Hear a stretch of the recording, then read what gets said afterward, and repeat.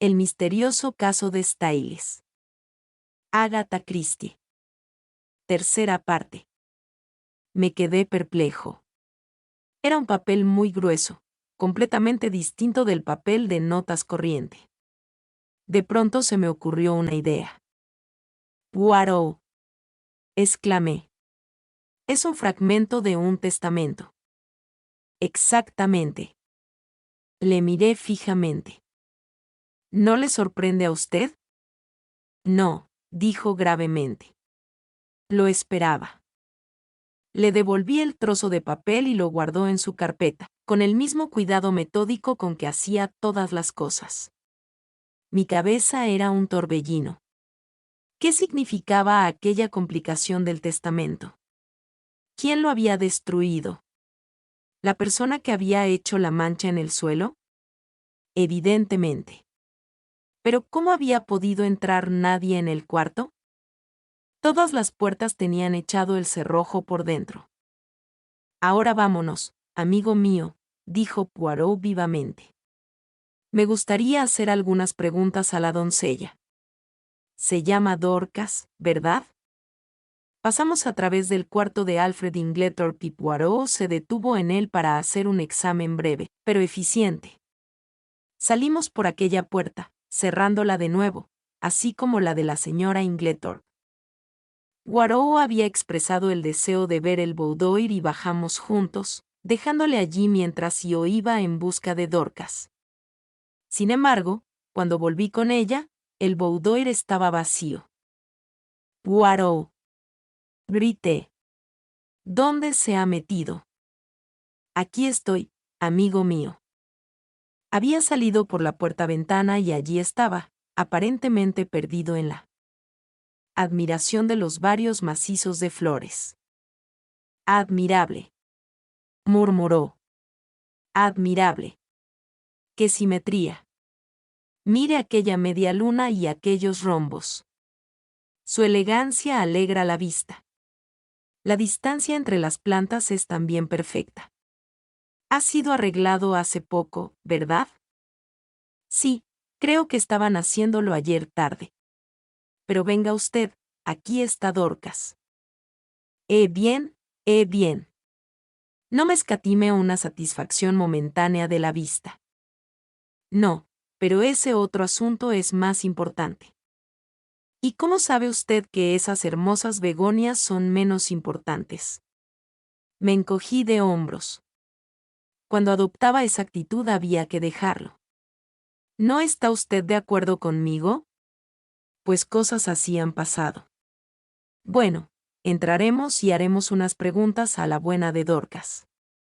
Dorcas permanecía en pie, las manos cruzadas en actitud respetuosa y el pelo gris asomándole en ondas rígidas por debajo de su gorro blanco. Era el prototipo de la buena sirvienta antigua. Su actitud hacia Poirot demostraba desconfianza, pero pronto se vino abajo su resistencia. Mi amigo acercó una silla. «Siéntese, por favor, mademoiselle». «Gracias, señor». «Ha estado usted con su señora muchos años, ¿verdad?» 10 años, señor. La ha servido usted mucho tiempo y con fidelidad. Debía usted de tenerle mucho afecto. La señora era muy buena conmigo, señor. Entonces no tendrá usted inconveniente en contestar unas cuantas preguntas. Se las hago con la aprobación del señor Cavendish. Por supuesto, señor. Entonces empezaré a preguntarle acerca de los sucesos de ayer tarde. ¿Tuvo su señora una disputa? Sí, señor, pero no sé si debo. Dorcas titubeó. Poirot la miró muy seriamente. Mi buena Dorcas. Es necesario que yo sepa todos los detalles de esa disputa tan fielmente como sea posible. No piense que está usted traicionando los secretos de su señora. Su señora está en su lecho de muerte y tenemos que saberlo todo si queremos vengarla. Nada puede revivirla, pero si ha habido crimen esperamos entregar al asesino a la justicia. Así sea, dijo Dorcas con fiereza. Y, sin nombrar a nadie, Hay alguien en la casa a quien ninguno de nosotros ha podido nunca soportar. Desgraciado el día en que él pisó por primera vez el umbral de esta casa. Poirot esperó a que su indignación se calmara y preguntó, adoptando de nuevo su tono práctico. ¿Qué hay de aquella disputa? ¿Cómo se enteró usted? Pasaba ayer por casualidad por el vestíbulo. ¿Qué hora era? No lo sé exactamente, señor, pero faltaba mucho aún para la hora del té. Puede que fueran las 4, o quizá un poco más tarde. Bueno, señor, como le iba diciendo, pasaba por casualidad cuando oí unas voces fuertes y muy enfadadas. Yo no me proponía escuchar, pero, bueno, el caso es que me detuve. La puerta estaba cerrada, pero la señora hablaba con voz muy aguda y clara y pude oír fácilmente lo que decía. Me has mentido y engañado. No pude oír lo que contestó el señor Inglethorpe, porque hablaba mucho más bajo. Pero ella contestó, ¿cómo te atreves? Te he cuidado, te he vestido, te he alimentado. Me lo debes todo. Y así es como me pagas. Manchando nuestro nombre. No pude oír tampoco lo que dijo él, pero ella siguió, nada de lo que digas cambiará la situación. Veo claramente cuál es mi deber. Estoy decidida. No creas que me va a detener el miedo a la publicidad o al escándalo entre marido y mujer. Entonces me pareció que salían y me marché a toda prisa. ¿Está usted segura de que era la voz del señor Inglethorpe la que oyó? Oh, sí, señor. ¿De quién iba a ser, si no? Bien. ¿Qué ocurrió después? Más tarde volví al vestíbulo, pero todo estaba tranquilo. A las 5, la señora Inglethorpe tocó la campanilla y me dijo que le llevara una taza de té al boudoir. Nada de comer. Tenía un aspecto espantoso. Estaba muy pálida y como trastornada. Dorcas, me dijo, he tenido un disgusto horrible. Lo siento, señora, dije yo, se sentirá usted mejor después de tomar una tacita de té, señora. Tenía algo en la mano. No sé si era una carta o solo un trozo de papel, pero había algo escrito en él y la señora lo miraba como si no pudiera creer lo que estaba leyendo. Hablaba para sí entre dientes, parecía que había olvidado que yo estaba allí. Solo estas palabras y todo ha cambiado. Entonces me dijo, nunca confíes en un hombre, Dorcas, no lo merecen. Salí corriendo y le llevé una buena taza de té fuerte. Me dio las gracias, diciendo que se sentiría mejor después de haberlo tomado. No sé qué hacer, dijo. El escándalo en un matrimonio es una cosa horrible, Dorcas. Lo ocultaría todo, si pudiera. La señora Cavendish entró en aquel momento y ya no me dijo nada más. ¿Tenía todavía la carta, o lo que fuera, en la mano? Sí, señor. ¿Qué cree usted que haría con ella después? No lo sé, señor. Supongo que la guardaría en su caja morada. ¿Era ahí donde acostumbraba a guardar los papeles importantes? Sí, señor. La bajaba con ella todas las mañanas y la volvía a subir por la noche. ¿Cuándo perdió la llave de la caja? La perdió ayer, a la hora de almorzar, señor, y me dijo que la buscara por todas partes. Estaba muy angustiada por la pérdida. ¿Pero no tenía duplicado de la llave? Sí, señor. Dorcas miraba a Poirot con curiosidad y, si he de decir la verdad, también yo estaba interesado. ¿Qué significaba todo aquello de la llave perdida? Poirot sonrió. No tiene importancia, Dorcas. Mi trabajo consiste en enterarme de las cosas. ¿Es esta la llave perdida? Sacó de su bolsillo la llave que había encontrado en la cerradura de la caja de documentos. Parecía que los ojos de Dorcas iban a salirse de las órbitas. Sí, señor, claro que es esa. ¿Pero dónde la encontró usted? La busqué por todas partes. Ah, pero es que ayer no estaba donde estaba hoy. Y ahora, cambiando de tema, ¿tenía su señora un traje de color verde oscuro en su guardarropa? Dorcas se sobresaltó ante lo inesperado de la pregunta. No, señor. ¿Está usted segura? Desde luego, señor. ¿Tiene alguien en la casa un traje verde? Dorcas reflexionó. La señorita Saintia tiene un traje de noche verde. ¿Verde claro o verde oscuro? Verde claro, señor, una especie de chiffón, creo que lo llaman. No, no es eso lo que quiero. ¿Y nadie más tiene nada verde? No, señor, que yo sepa, al menos. El rostro de Poirot no traicionó si estaba o no desilusionado. Solo observó, bueno, dejemos esto y pasemos adelante. ¿Cree usted que su señora tenía intención de tomar anoche polvos de dormir? Anoche, no, señor, sé que no los tomó. ¿Cómo lo sabe usted con tanta seguridad? Porque la caja estaba vacía. Tomó la última dosis hace 2 días y no tenía más cantidad preparada. ¿Está usted completamente segura de lo que me cuenta? Completamente, señor. Entonces está claro. Por cierto, ¿no le pidió ayer su señora que firmara ningún papel? ¿Firmar un papel? No, señor. Cuando el señor Hastings y el señor Lawrence Cavendish volvieron anoche, encontraron a su señora escribiendo cartas. ¿No puede darme usted una idea de a quién iban dirigidas las cartas? Lo siento, señor, pero no puedo decírselo. Era mi tarde libre. Quizás Annie lo sepa, aunque es una chica muy atolondrada. No recogió las tazas de café anoche. Eso es lo que pasa cuando yo no estoy para cuidarme de las cosas. Poirot levantó la mano. Ya que no ha recogido las tazas, Dorcas, déjelas un poco más, se lo ruego. Me gustaría examinarlas todas con atención. Muy bien, señor. ¿A qué hora salió usted ayer? A eso de las 6, señor.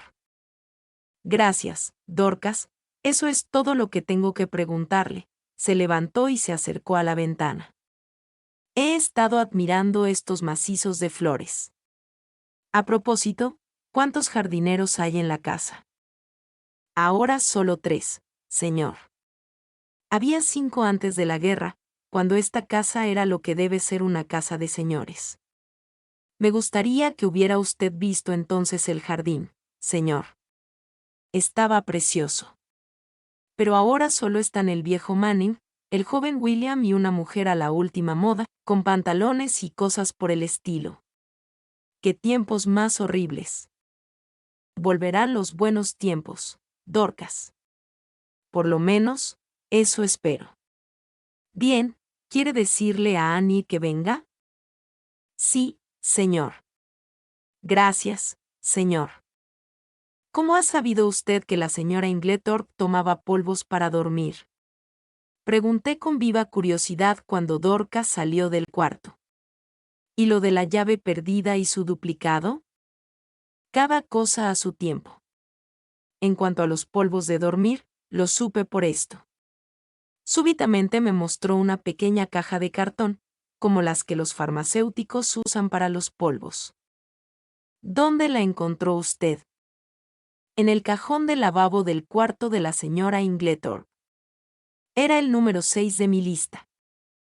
Puesto que los últimos polvos los tomó hace 2 días, no es de mucha importancia. Probablemente no, pero ¿no hay nada en esta caja que le parezca extraño?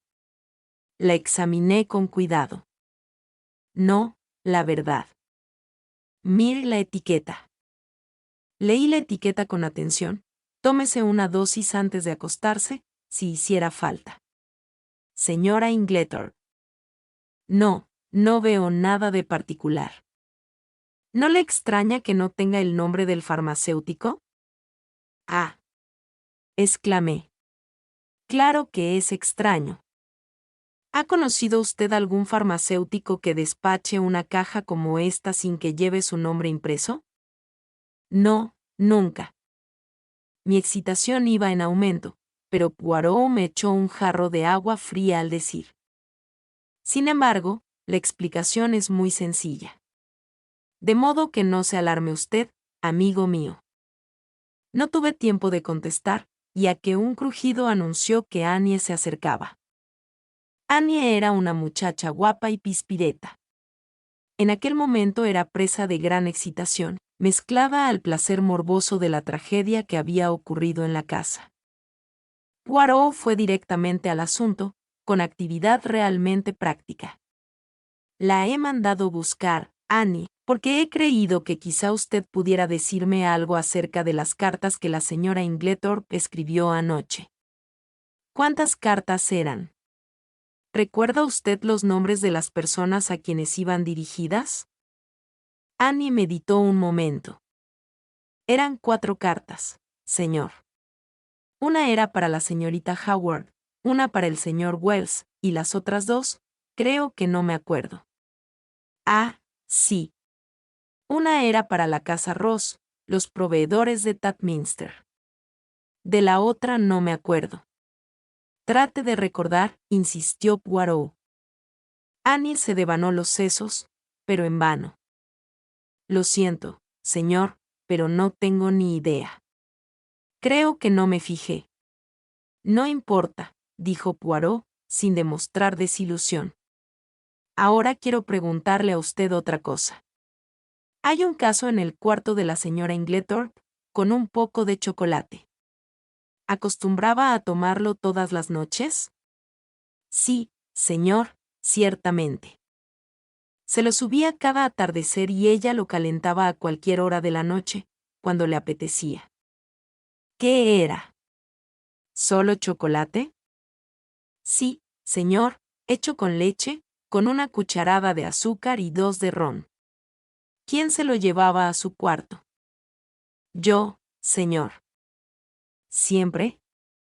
Sí, señor. ¿A qué hora? Por regla general cuando iba a correr las cortinas, señor.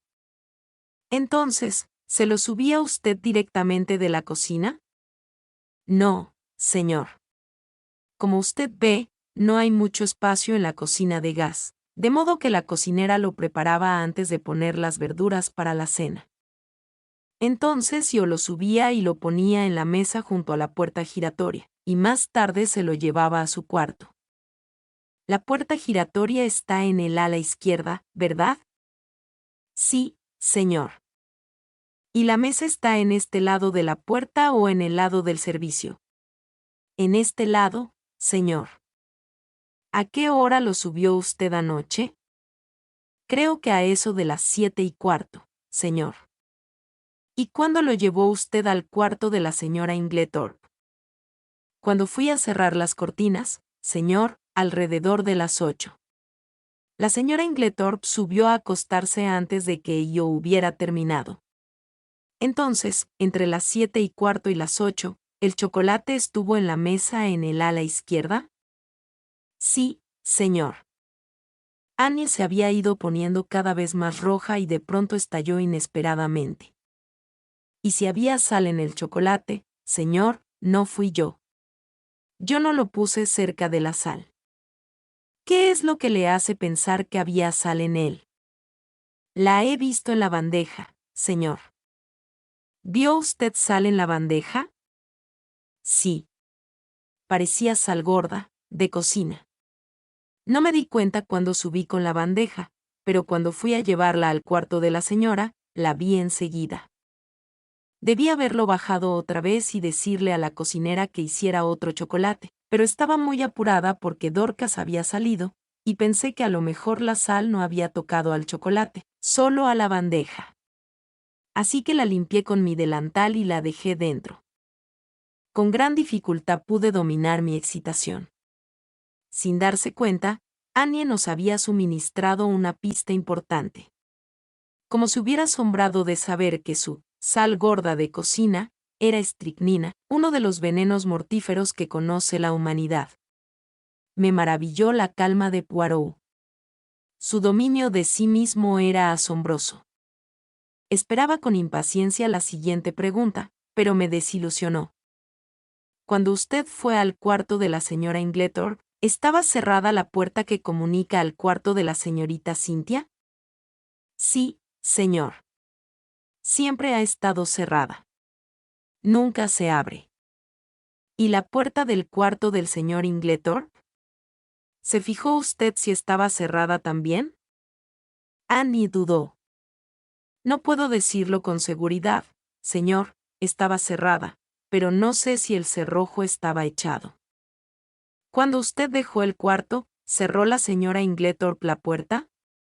No, señor, no la cerró entonces, pero me figuro que lo haría más tarde. Acostumbraba a encerrarse todas las noches. Me refiero a la puerta que da al pasillo. ¿Vio usted una mancha de esperma de vela en el suelo cuando arregló el cuarto ayer? ¿Esperma? No, señor. La señora Inglethorpe no tenía vela, solo una lámpara de alcohol. Entonces, si hubiera habido una gran mancha de esperma en el suelo, ¿está usted segura de que se hubiera dado cuenta? Sí, señor, y la hubiera limpiado con un secante y una plancha caliente. Entonces Poirot repitió la pregunta que había hecho a Dorcas. ¿Ha tenido alguna vez su señora un traje verde? No, señor. Ni una capa, ni una mantilla, ni un, como dicen ustedes, ni un abrigo de deporte. Verde, no, señor. ¿Ni ninguna otra persona de la casa? Annie reflexionó. No, señor. ¿Está usted segura? Completamente segura. Bien. Eso es todo. Muchas gracias. Con una risa nerviosa, Annie salió del cuarto. Mi excitación, refrenada hasta entonces, estalló. Poirot. Grité. Le felicito. ¡Qué gran descubrimiento! ¿A qué llama usted un gran descubrimiento? ¿A qué va a hacer? A que era el chocolate, y no el café, el que estaba realmente envenenado. Esto lo explica todo. Naturalmente, no hizo efecto hasta la mañana, porque el chocolate fue tomado a mitad de la noche. De modo que usted cree que el chocolate, fíjese bien en lo que digo, el chocolate, ¿contenía estricnina? Claro. ¿Qué podía ser, si no, la sal de la bandeja? Podía haber sido sal, replicó Poirot plácidamente. Me encogí de hombros. Si se ponía así, era inútil hablar con él.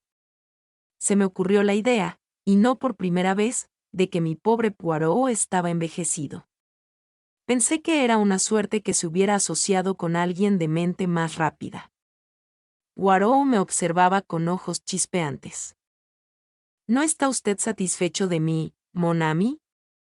Mi querido Poirot, dije con indiferencia, no soy yo quien para dirigirle a usted. Usted tiene derecho a su propia teoría, como yo lo tengo a la mía.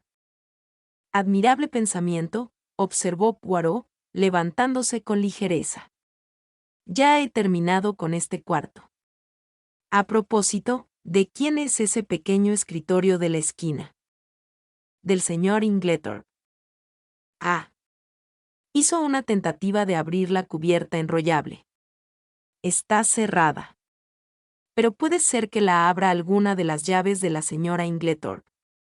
Ensayo con varias, retorciéndolas y haciéndolas girar con mano práctica, hasta que finalmente lanzó una exclamación de júbilo. ¡Voila! No es la llave de aquí, pero puede abrir el gabinete en caso de apuro. Levantó el cierre enrollable y echó una rápida ojeada a los papeles, ordenados cuidadosamente. Con gran sorpresa por mi parte, no los examinó, sino que se limitó a observar, mientras cerraba de nuevo el mueble, decididamente, este señor Inglethorpe es un hombre de método. Un hombre de método, desde el punto de vista de Poirot, era la mayor alabanza que podía hacerse de un individuo. Me di cuenta de que mi amigo no era el de antes cuando siguió divagando desilvanadamente. No había sellos en este escritorio, pero podía haberlo sabido, ¿verdad, mon ami? Podía haberlo sabido. No, sus ojos recorrieron la habitación. Este boudoir no tiene nada más que decirnos. No nos dio gran cosa. Solo esto. Sacó de su bolsillo un sobre arrugado y me lo tiró. Era un sobre vulgar, viejo y de aspecto sucio, y en él, al parecer sin propósito definido, se veían unas cuantas palabras garabateadas. Incluyo en la página anterior un facsímil del sobre 1. Capítulo V. No fue con estricnina, ¿verdad? ¿Dónde lo ha encontrado usted? Pregunté a Poirot con viva curiosidad. En el cesto de los papeles. ¿Reconoce usted la letra? Sí, es de la señora Inglethorpe. ¿Pero qué significa? Poirot se encogió de hombros. No sé, pero sugiere muchas cosas. Una idea disparatada cruzó por mi mente como un relámpago. ¿Sería posible que la señora Inglethorpe tuviera perturbadas sus facultades mentales? ¿Tendría una absurda manía de posesión? ¿Y siendo así, no se habría suicidado? Estaba a punto de expresar a Poirot estas teorías, pero sus palabras me distrajeron. Vamos a examinar las tazas de café, dijo. Pero, querido Poirot, ¿qué importancia tiene eso ahora que sabemos lo del chocolate? Oh, el pobre chocolate, exclamó Poirot ligeramente. Y se rió muy divertido, levantando los brazos al cielo, con cómica desesperación, actitud que me pareció del peor gusto.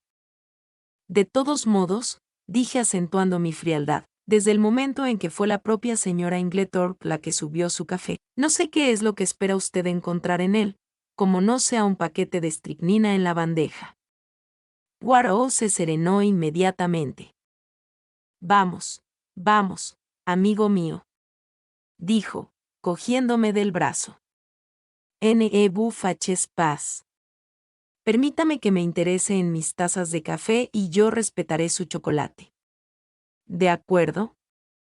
Parecía tan sumamente divertido, que no tuve más remedio que reírme y fuimos juntos al salón, donde seguían las tazas de café y la bandeja, tal como antes las habíamos dejado. Poirot me hizo reconstruir la escena de la noche anterior, escuchándome con mucha atención y comprobando la posición de las diversas tazas. De modo que la señora Cavendish estaba junto a la bandeja y sirvió el café. Eso es. Entonces se acercó a la ventana, donde estaban usted y Mademoiselle Cynthia. Aquí están las 3 tazas. Y la taza de la repisa de la chimenea, a medio tomar, será la del señor Lawrence Cavendish. ¿Y la de la bandeja? Es la de John Cavendish. Le vi dejarla allí. Bien. 1, 2, 3, 4, 5. Pero, ¿dónde está la del señor Inglethorpe? Él no toma café. Entonces todo está en regla. Un momento, amigo mío.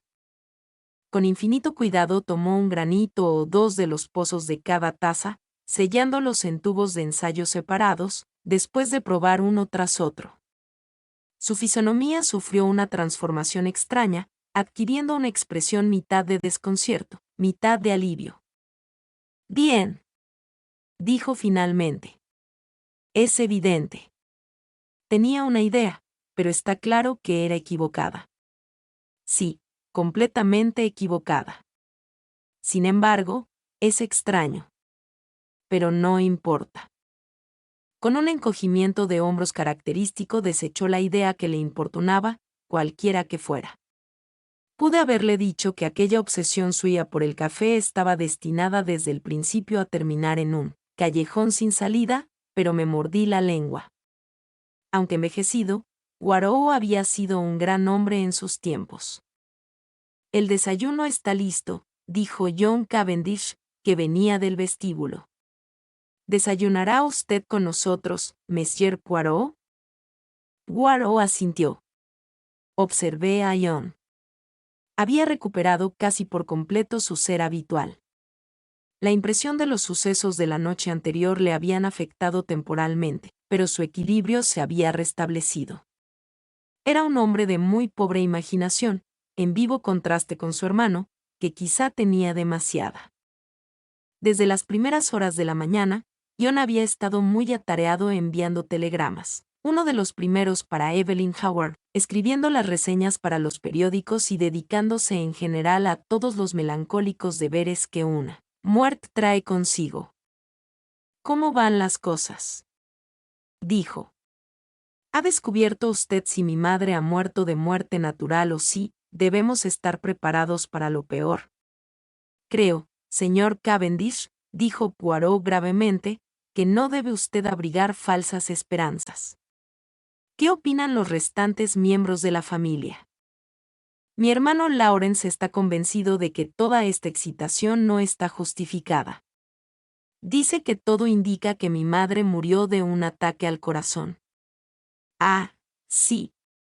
Muy interesante, murmuró Poirot suavemente. ¿Y la señora Cavendish? El rostro de John se ensombreció. No tengo la menor idea de cuál es la opinión de mi mujer respecto a este asunto. La respuesta fue un poco seca. John rompió el violento silencio diciendo con cierto esfuerzo: ¿Le he dicho que ya ha vuelto el señor Inglethorpe? Poirot asintió con la cabeza. Es una situación muy molesta para todos nosotros. Naturalmente, tenemos que tratarlo como de costumbre, pero, diablo. Le revuelve a uno el estómago el tener que sentarse a la mesa con un posible asesino. Poirot asintió comprensivamente. Lo comprendo perfectamente. Es una situación muy difícil para usted, señor Cavendish. Me gustaría hacerle una pregunta. La razón por la que el señor Inglethorpe no volvió anoche fue, según creo, que había olvidado el llavín, ¿verdad? Sí. Supongo que estará usted completamente seguro de que realmente se le olvidó el llavín, que no se lo había llevado. No tengo idea. No se me ocurrió mirar. Siempre lo guardamos en el mismo sitio del vestíbulo. Iré a ver si está allí ahora. Poirot levantó una mano, sonriendo débilmente. No, señor Cavendish, es demasiado tarde y ya. Estoy seguro de que lo encontraría allí. Si el señor Inglethorpe se lo llevó anoche, ha tenido tiempo sobrado de volverlo a su sitio. Pero usted cree que... No creo nada. Si alguien por casualidad hubiera mirado antes de su regreso y hubiera visto allí el llavín, sería un punto a su favor. Eso es todo. Ion se quedó perplejo. No se preocupe, dijo Poirot suavemente. Le aseguro que no debe preocuparse por ello. Ya que es usted tan amable, vamos a tomar el desayuno. Todo el mundo se había reunido en el comedor. En aquellas circunstancias no constituíamos, naturalmente, una asamblea muy alegre. La reacción después de una conmoción es siempre penosa y todos nos resentíamos de sus efectos. Claro que por decoro y buena educación nos conducíamos más o menos como de costumbre. Pero no pude menos de preguntarme si ese comportamiento requería un gran esfuerzo. Nadie tenía los ojos rojos ni en los rostros había esas señales que deja el dolor. Me di cuenta de que estaba en lo cierto al pensar que Dorcas era la persona más afectada por la tragedia. Miré a Alfred Inglethorpe, que representaba el papel de viudo atribulado con una hipocresía que me pareció del peor gusto. Me pregunté si sabría que sospechábamos de él. Es seguro que no podía ignorar el hecho, por mucho que lo disimuláramos. No sentiría miedo interiormente o confiaría en que su crimen quedaría impune. Era imposible que la atmósfera, cargada de sospechas, no le advirtiera de que era ya un hombre marcado gravemente. ¿Pero sospecharía todo el mundo de él? ¿Y la señora Cavendish? La observé sentada a la cabecera de la mesa, graciosa, serena, enigmática. Estaba muy hermosa con su ligero vestido gris y aquellos volantes de las muñecas que caían sobre sus manos. Sin embargo, cuando se sirvió, su rostro tenía la inescrutabilidad del de una esfinge. Apenas abrió los labios, pero la gran fuerza de su personalidad nos dominaba a todos. ¿Y la pequeña Saintia?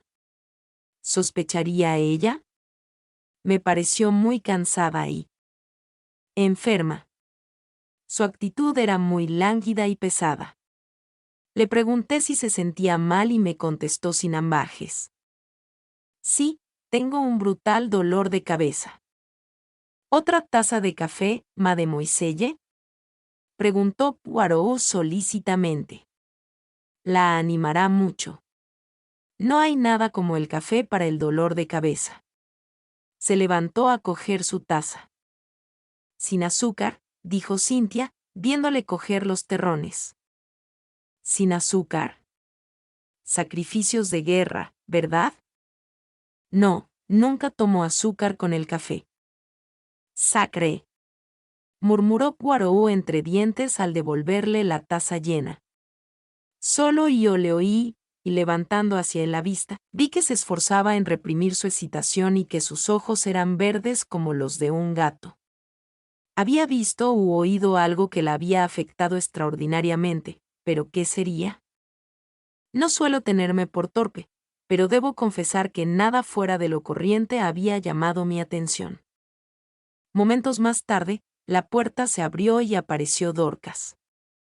El señor Wells quiere verle, señor, le dijo a Ion. Recordé que Wells era el nombre del abogado a quien la señora Inglethorpe había escrito la noche anterior. Ion se levantó inmediatamente. Páselo a mi estudio, luego se volvió hacia nosotros. Es el abogado de mi madre. Es también, terminó en voz baja, el coronel. Ya me entienden. Si quieren acompañarme. Asentimos y salimos con el de la habitación. Ion iba delante de nosotros y aproveché la oportunidad para murmurar al oído de Poirot. ¿Es que va a haber interrogatorio? Poirot asintió distraídamente. Parecía tan absorto en sus pensamientos que mi curiosidad se despertó. ¿Qué ocurre? ¿No está usted escuchando lo que le digo? Es cierto, amigo. Estoy preocupado. ¿Por qué? Porque mademoiselle Saintia no toma azúcar con el café. ¿Cómo? ¿No hablará usted en serio? Claro que hablo en serio. Hay algo aquí que no entiendo. Mi instinto no se equivocó. ¿Qué instinto? El instinto que me llevó a examinar esas tazas de café. Chut. A callar ahora. Seguimos a Ion a su estudio y se cerró la puerta tras de nosotros. El señor Wells era un hombre agradable, de mediana edad, con ojos penetrantes y la boca característica de los abogados. Ion nos presentó y explicó la razón de nuestra presencia por nuestra inmediata intervención en el asunto. Comprenderá usted, Wells, añadió, que todo esto es estrictamente confidencial. Todavía confiamos en que no haga falta ninguna clase de investigación. De acuerdo, dijo Wells políticamente. Me hubiera gustado ahorrarles a ustedes el disgusto y la publicidad de una pesquisa, pero, naturalmente, es inevitable, faltando el certificado médico. Sí, ya me lo figuro. Es inteligente, es Bauerstein. Una autoridad en toxicología, según parece. Desde luego, dijo Ion con cierta sequedad. Después añadió, dudando, tendremos que presentarnos como testigos, quiero decir, todos nosotros. Usted, naturalmente, y, el señor Inglethorpe también, desde luego. Siguió una breve pausa, antes de que el abogado continuara, con su tono apaciguador. Cualquiera otro testimonio será simplemente confirmatorio, pura cuestión de fórmula. Ya. Una ligera expresión de alivio cruzó por el rostro de John. Me sorprendió, porque no aprecié motivo para ello. Si no tiene usted nada que oponer, prosiguió Wells, he pensado en el viernes. Así tendremos tiempo suficiente para el informe médico. ¿La autopsia se practicará esta noche? Sí.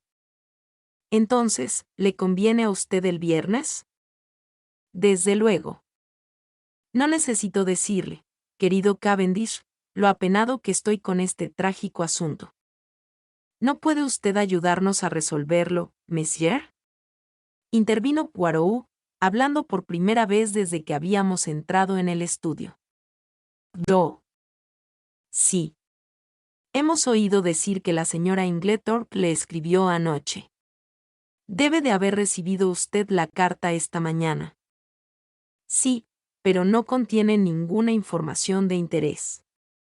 Es sencillamente una nota pidiéndome que viniera a verla esta mañana, pues quería mi consejo en un asunto de gran importancia. ¿No le insinúa de qué se trataba? No, por desgracia. Es una lástima, dijo Poirot. Nos quedamos en silencio. Poirot se perdió en sus pensamientos durante unos cuantos minutos. Finalmente, se volvió de nuevo al abogado.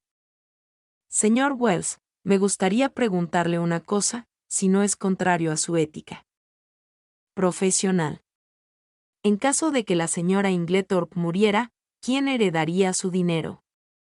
El abogado dudó un momento y luego replicó. Todo esto será del dominio público muy pronto, de modo que, si el señor Cavendish no tiene nada que objetar. En absoluto, intervino John. No veo razón que impida contestar a su pregunta. Según el último testamento, fechado en agosto del pasado año, después de varios legados sin importancia a sirvientes, etc., deja toda su fortuna a su hijastro el señor John Cavendish, al que quería mucho. Perdone la pregunta, señor Wells, ¿no era esta disposición muy injusta con respecto a su otro hijastro, Lawrence Cavendish? No, no lo creo así. Según los términos del testamento de su padre, en tanto que John heredaría la propiedad, Lawrence, a la muerte de su madrastra, entraría en posesión de una considerable suma. La señora Inglethorpe dejó su dinero a su hijastro mayor sabiendo que él tendría que conservar staíles. A mi modo de ver, fue un reparto muy justo y equitativo. Poirot asintió, pensativo. Sí, y habeo. Pero es cierto que, según la ley inglesa, ese testamento quedaba automáticamente anulado al volver a casarse la señora Inglethorpe. El señor Wells hizo una señal de afirmación. Según iba a decir ahora, Monsieur Poirot, ese documento no tiene actualmente ninguna validez. «¿Qué?» exclamó Poirot, preguntando después de reflexionar un momento. ¿Conocía este hecho la señora Inglethorpe? No lo sé. Seguramente. Lo sabía, dijo John inesperadamente. Todavía ayer estuvimos discutiendo acerca de los testamentos anulados por el matrimonio. Ah. Otra pregunta, señor Wells. Dijo usted, su último testamento. ¿Es que la señora Inglethorpe había hecho más testamentos con anterioridad? Por término medio, hacía un nuevo testamento por lo menos una vez al año, dijo el señor Wells imperturbable. Era dada a cambiar de opinión respecto a sus disposiciones testamentarias, beneficiando ahora a uno y luego a otro miembro de la familia. Supongamos, sugirió Poirot, que, sin saberlo usted, hubiera otorgado otro testamento en favor de alguien que no fuera de la familia, digamos, en favor de la señorita Howard, por ejemplo, ¿le sorprendería a usted? En absoluto. Ah.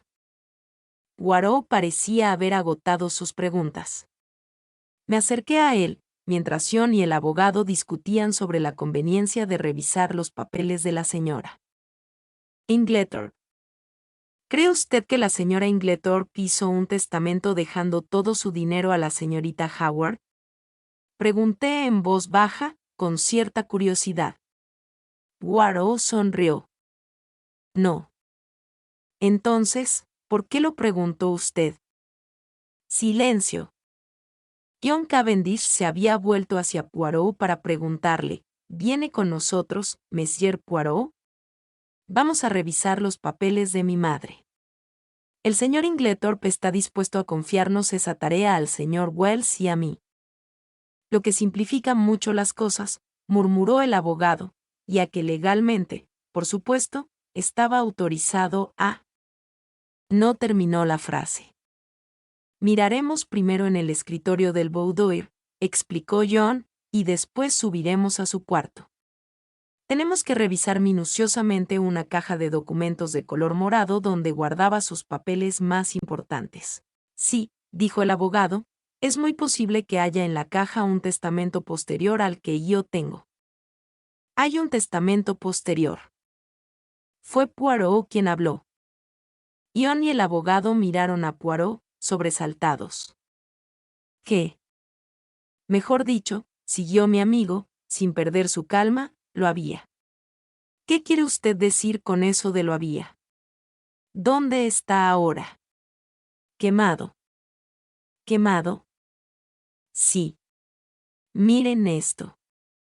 Mostró el fragmento chamuscado que había encontrado en el hogar de la chimenea del cuarto de la señora Inglethorpe. Se lo entregó al abogado, explicándole brevemente dónde y cuándo lo había encontrado. Puede ser que fuera un testamento antiguo. No lo creo. En realidad, estoy casi seguro de que fue redactado ayer tarde. ¿Qué? Imposible. Saltaron a una los dos hombres. Poirot se dirigió a John. Si me permite usted que mande a buscar a su jardinero, se lo demostraré. Claro que sí, pero no veo. Poirot alzó una mano. Haga lo que le digo. Después formulará cuantas preguntas desee. Muy bien. Tocó un timbre y Dorcas se presentó sin tardar. Dorcas, ¿quiere decirle a Manning que venga? ¿Qué tengo que hablarle? Sí, señor. Dorcas se retiró. Esperamos en un silencio lleno de tirantes. Solo Poirot parecía estar completamente a sus anchas y quitó el polvo de una esquina olvidada de la librería. Las pisadas en la arena de unas botas claveteadas anunciaron la proximidad de Manning. John consultó a Poirot con la mirada y éste asintió con la cabeza. Entre, Manning, quiero hablarle, dijo John. Manning entró despacio y titubeando a través de la puerta-ventana, quedándose tan cerca de ella como le fue posible. Tenía la gorra en la mano y le daba vueltas y más vueltas sin cesar. Se encorvaba mucho, aunque probablemente no era tan viejo como parecía, y sus ojos, vivos e inteligentes, contradecían sus palabras, lentas y cautelosas. Manning, dijo John, este señor va a hacerle unas preguntas y o quiero que usted le conteste. Sí, señor, musitó Manning. Poirot se acercó a él con ligereza.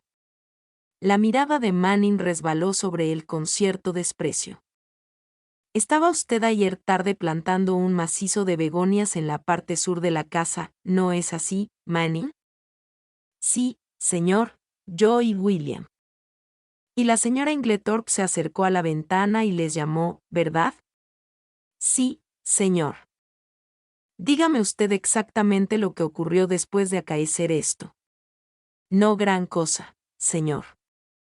Ella le dijo a William que cogiera la bicicleta y fuera al pueblo a buscar papel para un testamento, o algo por el estilo, no sé bien, se lo escribió. ¿Y qué más?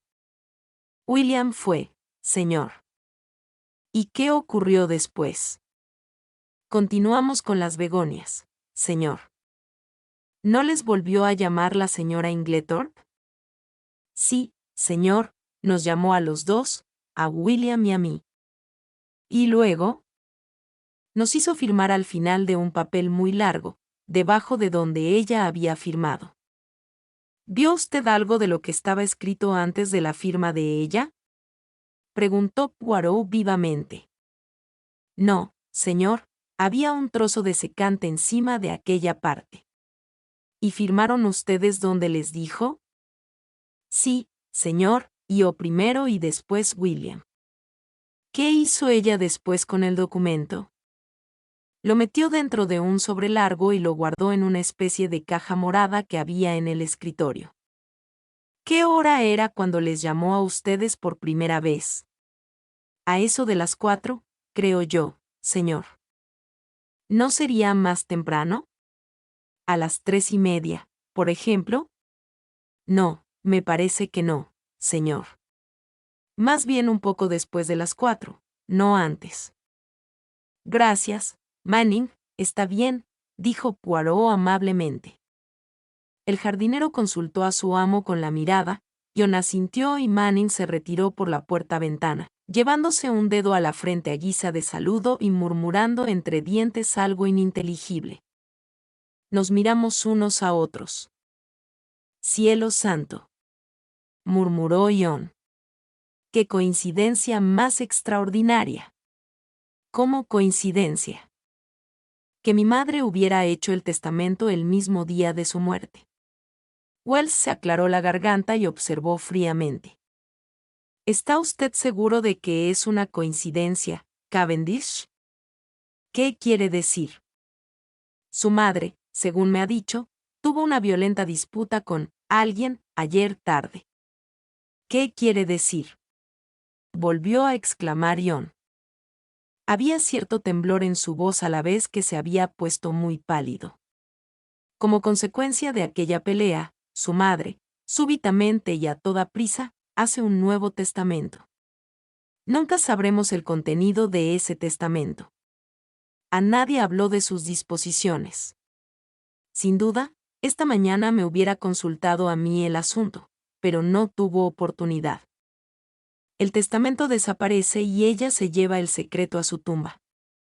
Cavendish, me temo que esto no es una coincidencia.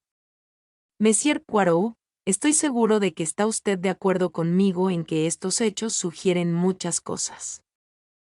De todos modos, interrumpió John, estamos muy agradecidos a Monsieur Poirot por haber aclarado este punto.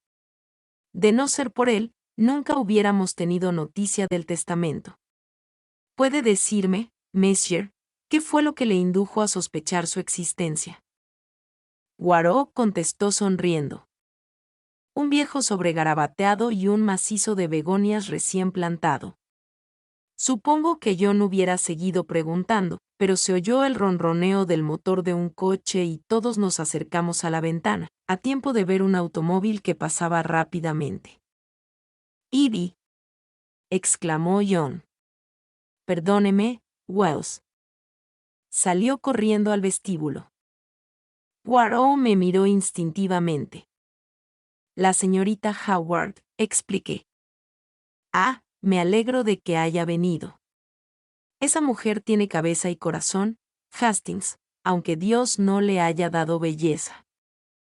Seguí el ejemplo de John y salí al vestíbulo, donde la señorita Howard luchaba por desembarazarse del montón de velos que envolvían su cabeza.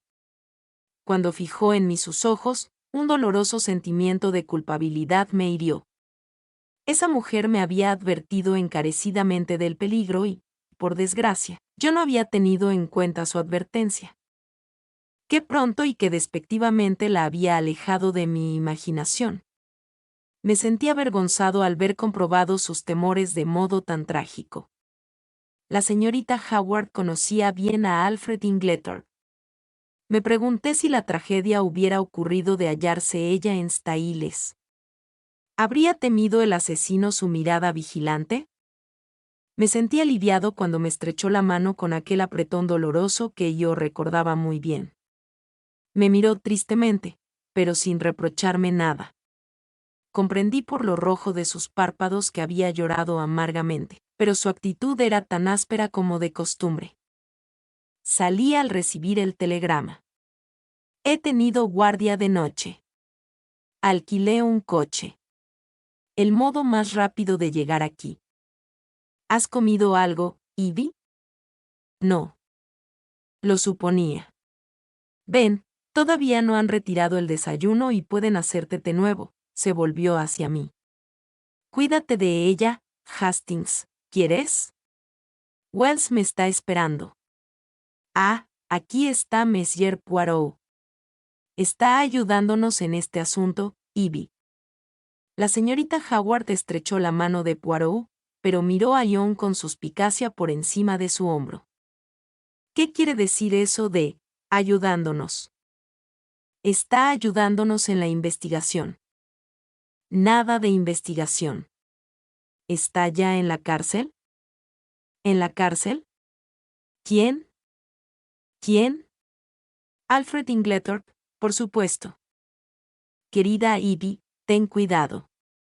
Lawrence opina que mi madre ha muerto de un ataque al corazón. El tonto de Lawrence, replicó la señorita Howard. Está claro que Alfred Inglethorpe asesinó a la pobre Emily, como siempre pronostiqué. Querida Ivy, no grites tanto. Por mucho que pensemos o sospechemos, es mejor hablar lo menos posible por el momento. La indagatoria no se celebrará hasta el viernes. Rábanos cocidos. El resoplido de la señorita Howard fue realmente magnífico. Habéis perdido todos la cabeza. Para entonces el hombre estará fuera del país. Si tiene algún sentido, no se va a quedar aquí esperando a que lo cuelguen. John Cavendish la miró con desesperación. Ya sé lo que pasa, le afeó ella. Habéis estado escuchando a los médicos. ¿Qué saben ellos? Nada, o lo bastante para hacerlos peligrosos. Lo sé bien, mi padre era médico. Ese Wilkins es el tonto más redomado que me encontré en mi vida. Ataque al corazón. ¿Qué se va a esperar que diga ese? Cualquiera que no esté loco vería enseguida que su marido la ha envenenado. Siempre he dicho que acabaría asesinándola en su propia cama. Alma mía. Ya lo ha hecho. Y todo lo que se os ocurre decir es que sí ataque al corazón, que sí la indagatoria. Debías estar avergonzado, John Cavendish. ¿Qué quieres que haga? Preguntó John, sin poder reprimir una débil sonrisa. Déjalo ya, Ivy, no puedo arrastrarlo al puesto de policía agarrado por el pescuezo como si fuera un perro. Bueno, tienes que hacer algo. Descubrir cómo lo hizo. Es un tipo muy astuto. Juraría que usó papeles de matar moscas. Pregunta a la cocinera si le falta alguno. Comprendí que albergar bajo el mismo techo a la señorita Howard y a Alfred Inglethorpe y mantener la paz entre ellos iba a ser tarea de romanos y no envidié a John. Pude ver por la expresión de su rostro que se daba cuenta de lo difícil de la situación. Por de pronto, trató de salvarse con la retirada y salió del cuarto precipitadamente. Dorcas trajo el té recién hecho. Cuando se marchó, Poirot se acercó desde la ventana donde había permanecido todo el tiempo y se sentó, mirando a la señorita Howard. Señorita, dijo gravemente, quisiera hacerle una pregunta. Adelante, dijo ésta, mirándole con cierta animosidad. Quisiera poder contar con su ayudía. Le ayudaré con gusto a colgar a Alfred, replicó, señuda. Aunque la horca es demasiado buena para él. Debería ser arrastrado y descuartizado, como en los buenos tiempos. Entonces, estamos de acuerdo, dijo Poirot, porque yo también quiero colgar al criminal. ¿A Alfred Inglethorpe? ¿A él o a quien sea? No puede ser otro. La pobre Emily no fue asesinada hasta que él vino. No digo que no estuviera rodeada de tiburones, lo estaba. Pero lo único que hacían era vigilar su pulso. Su vida no estaba en peligro. Pero viene el señor Alfred Inglethorpe y en 2 meses, ¡pumba! Créame, señorita Howard, dijo Poirot muy seriamente, si el señor Inglethorpe es el hombre que buscamos, no se me escapará. Palabra de honor que haré que lo cuelguen en lo más alto. Eso es otra cosa, dijo la señorita Howard con más entusiasmo. pero tengo que pedirle que confíe en mí. Su ayuda puede serme muy útil. Y le diré por qué, porque de todos los de la casa, sus ojos son los únicos que han llorado. La señorita Howard pestañeó y su voz brusca sonó algo distinta. Si lo que quiere usted decir es que la quería, sí, es cierto, la quería. ¿Sabe usted? Emily era una vieja egoísta a su modo. Era muy generosa, pero siempre quería su recompensa. Nunca dejaba a las personas olvidar lo que había hecho por ellas, y por eso no se hizo querer. No creo que se diera cuenta de esto, o echara de menos el cariño, al menos, así lo espero. Mi posición era muy distinta. Supe ocupar mi puesto desde el primer momento. Le cuesto a usted tantas libras al año. Muy bien, pero ni un penique más, ni un par de guantes, ni una entrada al teatro. Ella no lo comprendió. Algunas veces se ofendía mucho. Decía que yo era estúpidamente orgullosa. No era eso. Era algo que no puedo explicar. De todos modos, pude mantener mi propia estimación. Y por eso, estando fuera de la pandilla, fui la única que pudo permitirse el lujo de quererla. Yo la custodiaba, la guardaba de todos ellos. Y entonces aparece un granuja con mucha labia y, ¡ala! Todos mis años de devoción perdidos. Poirot asintió, comprensivo. Comprendo, mademoiselle, comprendo todo lo que usted siente. Es completamente natural. Usted cree que somos muy fríos, que nos falta fuego y energía, pero créame, no es así. En ese momento John asomó la cabeza y nos invitó a subir al cuarto de la señora Inglethorpe, y a que él y el señor Wells habían terminado de revisar el escritorio del boudoir. Subiendo las escaleras, John volvió la vista hacia el comedor y dijo en tono confidencial: «Oigan, ¿qué va a pasar cuando esos dos se encuentren?» Moví la cabeza con desesperación. Le he dicho a Mary que haga todo lo posible por mantenerlos separados. ¿Lo conseguirá? Solo Dios lo sabe. Claro que el propio Inglethorpe no estará precisamente ansioso de encontrarse con ella. ¿Tiene usted las llaves, verdad, Poirot?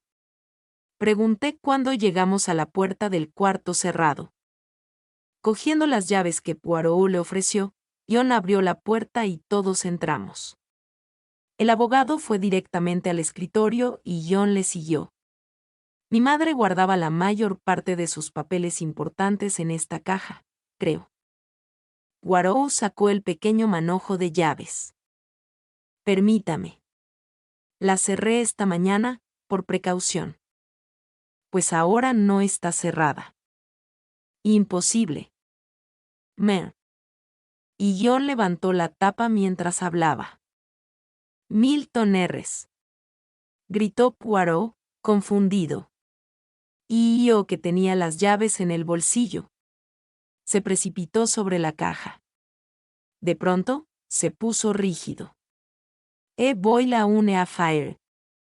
La cerradura ha sido forzada. ¿Qué? Poirot dejó la caja en su sitio. ¿Pero quién la ha forzado? ¿Por qué? ¿Cuándo? Si la puerta estaba cerrada.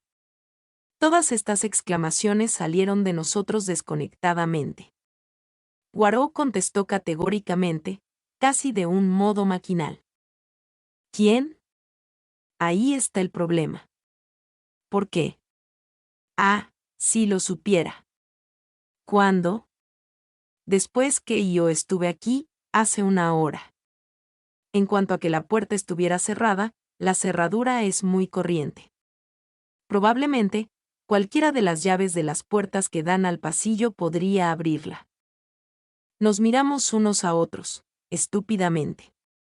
Poirot se había acercado a la chimenea, donde mecánicamente se puso a ordenar los diversos objetos colocados en la repisa. Estaba aparentemente tranquilo, pero sus manos temblaban. Escuchen, lo que pasó es esto, dijo al fin. Algo había en esa caja, alguna prueba, quizá de poca importancia en sí misma, pero que bastaba para relacionar al asesino con el crimen. Era vital para él destruirla antes de que fuera descubierta y comprendió su significado. Por eso corrió el riesgo, el enorme riesgo de entrar aquí. Como la caja estaba cerrada, tuvo que forzarla, denunciando así su presencia. Para que se haya arriesgado de este modo, tenía que ser algo sumamente importante. ¿Pero qué era? ¡Ah! Gritó Poirot con gesto airado. Eso no lo sé. Sin duda un documento, posiblemente el trozo de papel que Dorcas vio en su mano ayer por la tarde. Su ira estalló libremente. Y yo, estúpido de mí, sin sospecharlo. Me he portado como un imbécil. No debía haber dejado aquí la caja, de ninguna manera. Debía habérmela llevado conmigo. Burro y más que burro. Y ahora no está. Lo habrán destruido. O quizá no. Habiendo una posibilidad, no debemos dejar piedra sobre piedra. Se precipitó fuera del cuarto como un verdadero loco y o le seguí, tan pronto como volví en mí. Pero cuando llegué a la escalera, ya no se le veía. Mary Cavendish estaba en el lugar en que la escalera se bifurcaba, mirando con los ojos muy abiertos hacia el vestíbulo, por donde Poirot había desaparecido. ¿Qué le ha ocurrido a su extraordinario amigo, señor Hastings? Pasó por mi lado corriendo como un caballo desbocado. Hay algo que le preocupa sobremanera, repliqué débilmente. En realidad, no sabía cuánto quería Poirot que yo dijera. Al ver en la boca expresiva de la señora Cavendish una sonrisa pálida, traté de desviar la conversación diciendo: ¿Todavía no se han encontrado? ¿Quiénes? El señor Inglethorpe y la señorita Howard. Me miró de un modo desconcertante. ¿Cree usted realmente que sería un desastre tan grande si se encontrasen? ¿Usted no? No, sonreía a su modo tranquilo. Me gustaría presenciar un buen arrebato de cólera. Purificaría la atmósfera. Hasta ahora, todos pensamos mucho y decimos muy poco. Ion no piensa así, observé. Quiere evitar a toda costa que se encuentren. Ah, Ion. Algo en el tono de su voz me citó, y estallé. Ion es un chico estupendo. Me observó con curiosidad durante un minuto o dos y al fin dijo, con gran sorpresa por mi parte: Es usted leal con su amigo. Por eso me gusta usted. ¿No es usted amiga mía también? Yo soy muy mala amiga. ¿Por qué dice eso? Porque es cierto.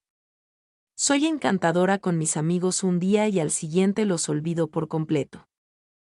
No sé lo que me empujó a ello, pero estaba irritado e hice una observación tonta y del peor gusto. Con el Dr. Bauerstein, no obstante, es usted siempre encantadora. Inmediatamente me arrepentí de mis palabras. Su rostro se endureció. Tuve la impresión de que una cortina de acero ocultaba su verdadera personalidad. Sin una palabra, giró sobre sus talones y se fue rápidamente escaleras arriba, mientras yo me quedaba como un idiota, mirándola boquiabierto. Me sacó de mis pensamientos un horrible alboroto en el piso de abajo. Poirot hablaba a gritos con los criados, dándoles toda clase de explicaciones. Me irritó pensar que mi diplomacia había sido inútil. Poirot parecía querer convertir toda la casa en confidente suyo, procedimiento que juzgué improcedente. Una vez más lamenté el que mi amigo fuera tan inclinado a perder la cabeza en momentos de excitación. Bajé rápidamente las escaleras. Al verme, Poirot se calmó casi inmediatamente. Me lo llevé aparte. Pero amigo mío, dije, ¿le parece prudente lo que hace? ¿No querrá usted que toda la casa se entere del hecho?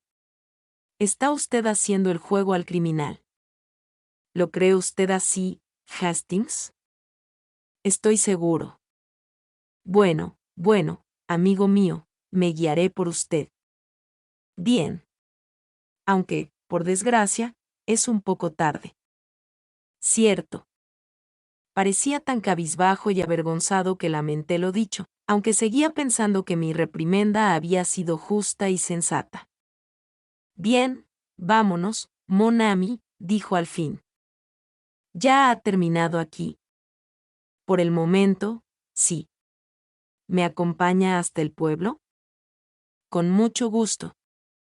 Cogió su maletín y salimos por la puerta-ventana del salón. Saintia entraba en aquel momento y Poirot se hizo a un lado para dejarla pasar. Perdone un momento, mademoiselle. Dígame. La muchacha se volvió, interrogante. ¿Ha preparado usted alguna vez las medicinas de la señora Inglethorpe? Un tinte rosa coloreó sus mejillas y contestó forzadamente. No. ¿Únicamente los polvos? El rubor de Saintia se acentuó al contestar. Ah, sí. Una vez le llevé unos polvos para dormir. ¿Estos? Poirot mostró la caja de polvos vacía. Ella asintió con la cabeza. ¿Puede decirme en qué consistían? ¿Sulfonal? ¿Veronal? No, eran polvos de bromuro. Ah. Gracias, mademoiselle, buenos días. Mientras nos alejábamos a buen paso, le miré más de una vez. Ya antes había observado con frecuencia que, cuando algo le excitaba, sus ojos se volvían verdes como los de los gatos. Entonces estaban brillantes como esmeraldas. Amigo mío, saltó por fin, tengo una pequeña idea. Es una idea muy extraña y quizá completamente imposible, pero encaja. Me encogí de hombros. Pensé para mí que Poirot era demasiado aficionado a esas ideas fantásticas. En el presente caso, la verdad era sencilla y patente. De modo que esa era la explicación de la etiqueta en blanco de la caja, observé. Muy sencillo, como usted dijo. Me extraña realmente que no se me haya ocurrido a mí. Poirot parecía no escucharme. Han hecho otro descubrimiento, Lavaz observó, señalando con el dedo en la dirección de Stahiles. El señor Wells me lo dijo cuando subíamos. ¿De qué se trata? Dentro del escritorio del boudoir encontraron un testamento de la señora Inglethorpe, fechado antes de su matrimonio en el que deja su fortuna a Alfred Inglethorpe. Debió hacerlo cuando se prometieron. Fue una completa sorpresa para Wells, y para John Cavendish, también. Estaba escrito en uno de esos papeles impresos y firmaron como testigos dos de los criados. Dorcas, no. ¿Conocía el señor Inglethorpe su existencia?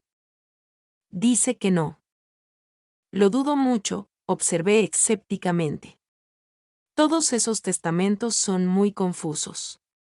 Y dígame, ¿cómo dedujo usted por aquellas palabras garabateadas en él sobre que ayer por la tarde se había hecho un testamento? Poirot sonrió. Mon ami. ¿No le ha ocurrido nunca estar escribiendo una carta y encontrarse que no se sabe cómo se escribe una palabra? Sí, con frecuencia me ha ocurrido, y supongo que a todo el mundo. Exacto. Y en tales casos, ¿no ha escrito usted la palabra una o dos veces en el borde del secante o en un trozo de papel, para ver cómo resulta escrita? Pues bien, eso es lo que hizo la señora Inglethorpe II. Fíjese en que la palabra Icest está escrita primero con una S y después con dos, correctamente. Para asegurarse formó una frase completa, Iam Pesest. Pues bien, ¿qué me dijo eso? Me dijo que la señora Inglethorpe había estado escribiendo la palabra Icest aquella tarde, teniendo grabado en mi memoria el trozo de papel que encontramos en la chimenea. Se me ocurrió inmediatamente la idea de un testamento, documento donde es casi seguro encontrar tal palabra. Otra confusión reinante. El boudoir no había sido barrido aquella mañana y cerca del escritorio había varias huellas de tierra mojada. El tiempo había sido muy bueno desde hacía varios días y ninguna bota normal hubiera dejado tales pegotes de tierra. Me acerqué a la ventana y vi que los macizos de begonias acababan de ser plantados. La tierra de los macizos era idéntica a la que había en el suelo del boudoir y usted me dijo que habían sido plantados ayer tarde. Entonces tuve la seguridad de que uno, o quizá los dos jardineros, pues había 2 filas de pisadas en el macizo, habían entrado en el boudoir. Si la señora Inglethorpe hubiera querido solamente hablar con ellos, es seguro que la conversación hubiera tenido efecto en la puerta-ventana. Entonces me convencí de que había hecho un testamento, y llamado a los jardineros como testigos. Los hechos probaron que mi suposición era cierta. Muy ingenioso, no pude menos de admitir. Debo confesar que las conclusiones que yo saqué de las palabras del sobre eran completamente equivocadas. Poirot sonrió. Dio demasiada rienda a su imaginación. La imaginación es un buen servidor, pero un mal amo. La explicación más sencilla es siempre la más probable. Otra cosa. ¿Cómo supo usted que la llave del estuche de documentos se había perdido? No lo sabía. Fue una suposición que resultó acertada. Ya vio usted que tenía un trozo de alambre retorcido. Eso me sugirió que posiblemente había sido arrancada de uno de los llaveros sencillos. Ahora bien, si la llave se hubiera perdido y la hubieran vuelto a encontrar, la señora Inglethorpe la hubiera puesto inmediatamente en el manojo, con las demás. Pero con las demás lo que había era un duplicado de la llave, muy nueva y brillante. Por eso supuse que alguien había puesto la llave original en la cerradura de la caja. Sí, dirige. Alfred Inglethorpe, sin duda alguna. Poirot me miró con curiosidad. ¿Está usted completamente seguro de su culpabilidad? Naturalmente. Cada nuevo descubrimiento lo establece con mayor claridad. Al contrario, dijo Poirot suavemente, hay varios puntos en su favor. Vamos, Poirot. Sí. Yo solo veo uno. ¿Cuál? Que no estaba en casa anoche. Mal tiro, como dicen ustedes los ingleses. Ha ido usted a escoger el único punto que yo veo le perjudica. ¿Cómo? Porque si el señor Inglethorpe hubiera supuesto que su mujer iba a ser envenenada anoche, es lógico que se las arreglara para estar fuera de casa. Está claro que su disculpa es amañada. Esto nos deja 2 posibilidades, o bien sabía lo que iba a ocurrir o tenía una razón personal para ausentarse. ¿Y qué razón? Pregunté, escéptico. Poirot se encogió de hombros. ¿Cómo voy a saberlo yo? Sin duda, algo vergonzoso. Ese señor Inglethorpe me parece un canalla, pero eso no quiere decir que sea necesariamente un asesino. Moví la cabeza sin dejarme convencer. No está usted de acuerdo conmigo, ¿verdad? Dijo Poirot. Bueno, dejemos esto. El tiempo dirá quién tiene razón. Vamos a examinar otros aspectos del caso. ¿Cómo interpreta usted el hecho de que todas las puertas del dormitorio estaban cerradas por dentro? Bueno, medité, eso hay que considerarlo, ante todo, con lógica. Eso es. Yo lo explicaría así. Las puertas estaban cerradas, lo comprobamos nosotros mismos. Sin embargo, la presencia de la mancha de cera en el suelo y la destrucción del testamento demuestran que alguien entró en el cuarto durante la noche. ¿Está usted de acuerdo conmigo ahora? Por completo. Lo explica con admirable claridad. Continúe. Bien, dije, animado. Como la persona no entró en el cuarto por la ventana ni por medios sobrenaturales, está claro que la puerta la abrió la misma señora Inglethorpe desde dentro. Otra prueba de que la persona en cuestión era su marido. Naturalmente, ella no hubiera dejado de abrir la puerta a su propio marido. Poirot movió la cabeza. ¿Por qué iba a hacerlo? La señora Inglethorpe había cerrado la puerta de comunicación con el cuarto de él contra su costumbre, y había tenido con él aquella misma tarde una disputa violenta. No, a cualquier persona le hubiera abierto antes que a él. ¿Pero está usted de acuerdo conmigo en que la puerta la debió abrir la señora Inglethorpe? Hay otra posibilidad. Pudo haber olvidado cerrar la puerta del pasillo cuando se fue a la cama y levantarse más tarde, de madrugada, para cerrarla. ¿Poirot piensa en serio lo que dice? No, no digo que haya ocurrido así, pero pudo ocurrir. Y ahora, volviendo a otro aspecto del asunto, ¿qué cree usted de las palabras que oyó entre la señora Cavendish y su madre política? Lo había olvidado, dije pensativo. Sigue siendo un enigma. Parece increíble que una mujer como la señora Cavendish, tan orgullosa y reservada, haya tratado tan violentamente de mezclarse en lo que no era de su incumbencia. Exactamente. Es sorprendente en una mujer de su educación. Muy extraño, concedí. De todos modos, no tiene importancia y no debemos tomarlo en consideración. Poirot lanzó un gruñido. ¿Qué es lo que siempre le he dicho a usted? Todo debe ser tomado en consideración. Si un hecho no encaja en la teoría, deje que la teoría siga adelante. Bueno, ya veremos, dije, picado. Eso es, ya veremos. Habíamos llegado a Liswas Cottage y Poirot me condujo escaleras arriba hasta su cuarto. Me ofreció uno de los diminutos cigarrillos rusos que fumaba de vez en cuando. Me hizo gracia el verle colocar con todo cuidado las cerillas en un pequeño cacharro de porcelana. Se me había pasado mi pequeño enfado. Poirot había colocado nuestras sillas frente a la ventana abierta, por la que se divisaba una vista de la calle del pueblo.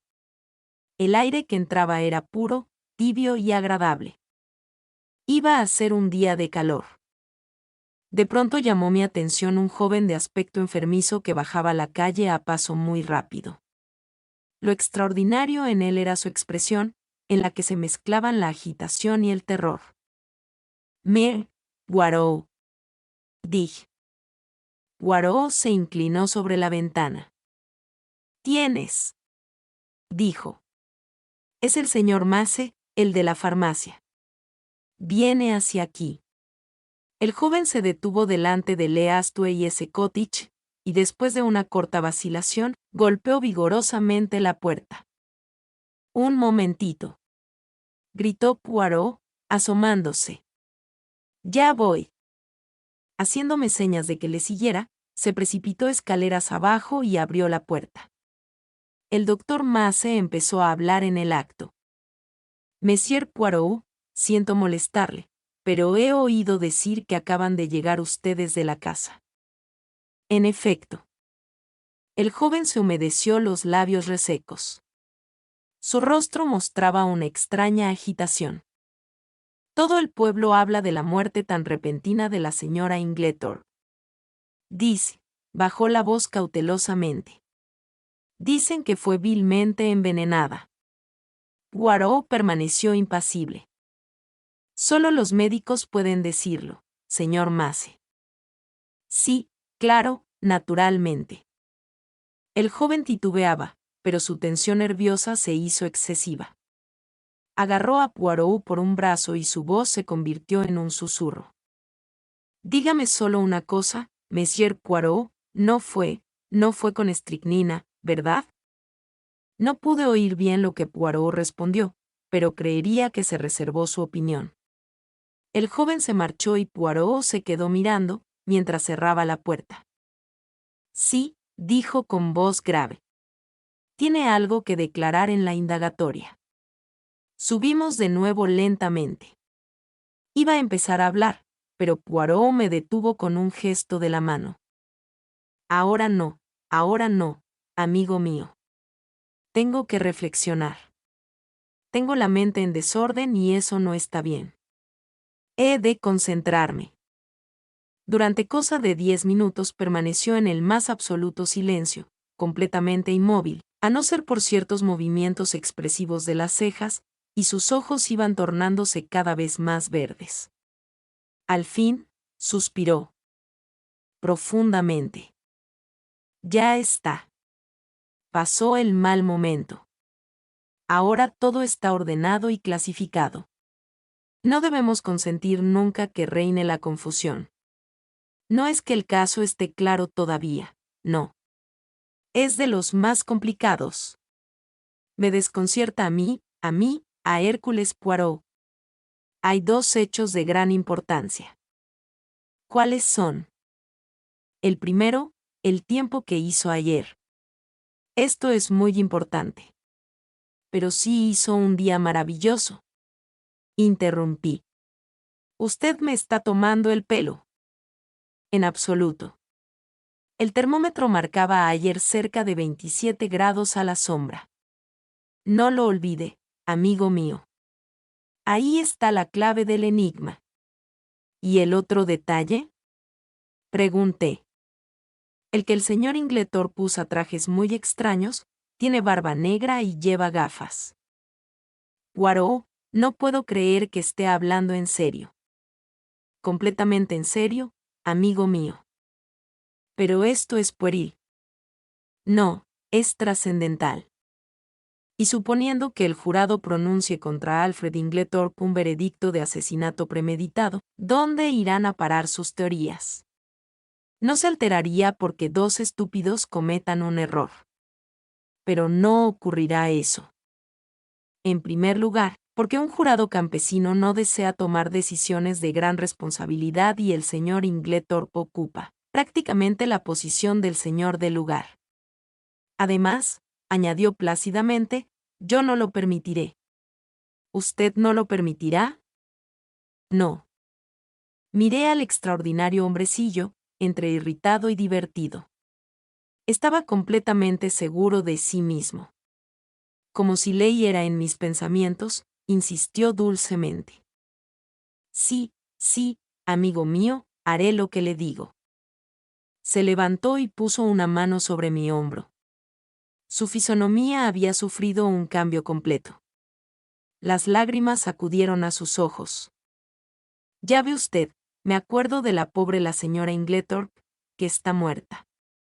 No es que fuera muy querida, no, pero ha sido muy buena con nosotros los belgas y estoy en deuda con ella. Traté de interrumpirle, pero Poirot continuó con dignidad. Déjeme que le diga una cosa, Hastings. La pobre la señora Inglethorpe nunca me perdonaría si yo permitiera que su marido fuera detenido ahora, cuando una palabra mía puede salvarlo.